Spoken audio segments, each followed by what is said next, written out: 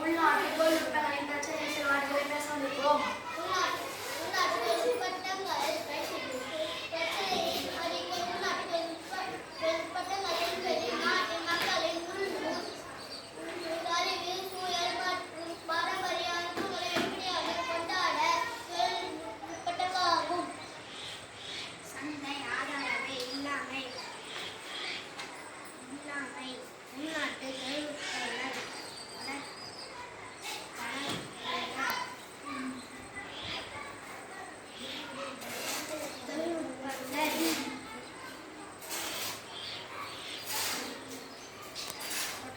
உள்நாட்டு தொழில்நுட்பம் பிரச்சனைகளின் விளைவுகள்.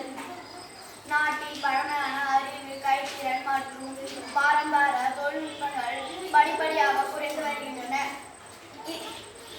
அறிவு பாரம்பரிய